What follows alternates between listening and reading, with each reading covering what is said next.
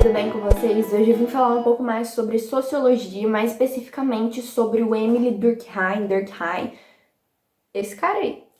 Então, gente, ele era discípulo de Comte, Auguste Comte. Se você não sabe quem é Comte, então você vai lá na playlist de Filosofia e Sociologia do canal e vai assistir o primeiro vídeo de Sociologia aqui, que eu explico quem é o Comte. Bom, já que ele era discípulo de Comte, então ele tinha visões positivistas, né? Ele seguia aquele ordem e progresso igual na bandeira do Brasil. Sim, a bandeira do Brasil é um símbolo positivista, aquela frase lá, ordem e progresso. Bom, agora vamos falar um pouco da filosofia dele, né? Da sociologia dele. Ele se afasta do senso comum, então ele não quer as percepções coletivas da sociedade, ele quer algo afastado de todas essas visões coletivas que nós temos sobre a sociedade.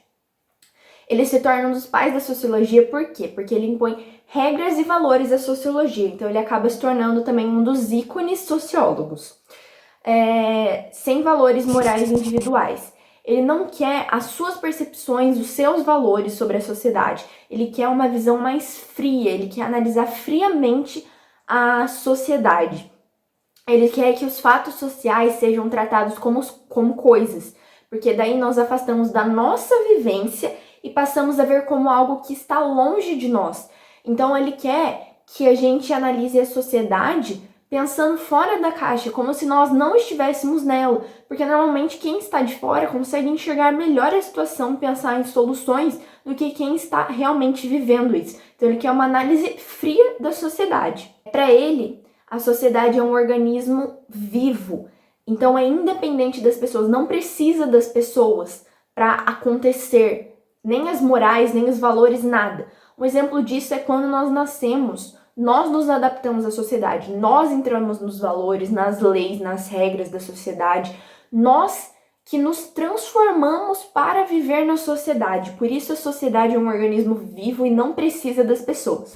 Ele tem alguns conceitos aqui, generalidade, que os fatos coletivos formam a sociedade, exterioridade, que os fatos que existem antes dos indivíduos existirem, a coeratividade está relacionado ao poder ou à força dos padrões da cultura de uma determinada sociedade que são impostas aos seus residentes. Então, basicamente, tudo isso é para chegar à conclusão de que a sociedade é um organismo vivo, que não precisa da gente e que nós sempre nos adaptamos a ela, desde que nascemos, antes de a gente nascer, e é sempre assim, sempre foi assim, sempre vai ser assim.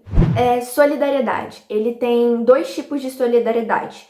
A primeira é a mecânica, que quando as pessoas fazem algo para a construção da sociedade, por exemplo, nas tribos, não é só a construção da sociedade como uma cidade, por exemplo, mas sim a interação entre pessoas. Então é você fazer atos que construam a sociedade entre as pessoas e também como uma cidade ou uma tribo, por exemplo.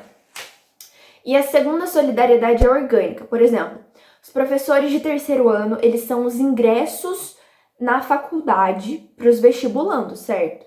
Mas eles fazem isso e são remunerados. Então, a solidariedade orgânica é basicamente alguém fazer um ato social e ser remunerado para isso. Então, você faz algo pelo outro, mas você ganha alguma coisa com isso, entendeu? Tem a ver com a sociedade moderna capitalista e a divisão social do trabalho. E por fim, suicídio. Ele tem 4 tipos. O primeiro é o egoísta, que é o individualismo exacerbado, o isolamento social, mas não como o nosso. Isolamento em que a pessoa não se encaixa na sociedade e ela se isola da interação com as pessoas. E ela se mata por motivos pessoais só dela, por isso é egoísta. E é um individualismo exacerbado. Ela não pensou em ninguém para fazer aquilo, só nos motivos dela. O suicídio altruísta.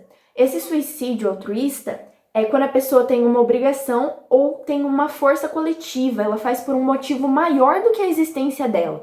Então, por exemplo, os homens-bomba que atacaram as Torres Gêmeas em 11 de setembro de 2001, eles fizeram isso não pensando na morte deles, mas pensando no que seria depois, as consequências dos atos deles. Eles fizeram isso por algo maior do que a existência deles.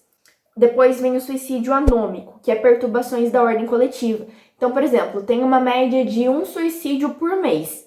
E aí acontece uma crise e gera um desemprego. Então, essa mudança brusca aumenta para 10 suicídios por mês. Então, é por isso que é anômico, são perturbações da ordem coletiva.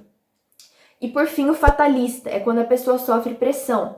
Por exemplo, se uma pessoa se assume homossexual para a família e os pais começam a pôr pressão falando que vão expulsar de casa e a pessoa se mata. Então é o fatalista. É o fatalista. E é isso, galera. Esse foi o vídeo de hoje. Espero que vocês tenham gostado, que vocês tenham entendido. Deixem seu like, se inscrevam no canal. Qualquer dúvida, comentem aqui embaixo ou me chamem na DM do Insta. Meu Instagram vai estar aqui embaixo. O meu editor incrível, que editou esse vídeo também. E da minha parceria @confeitalidas, então entrem lá, dêem uma olhadinha no trabalho deles. E é isso, galera, até a próxima!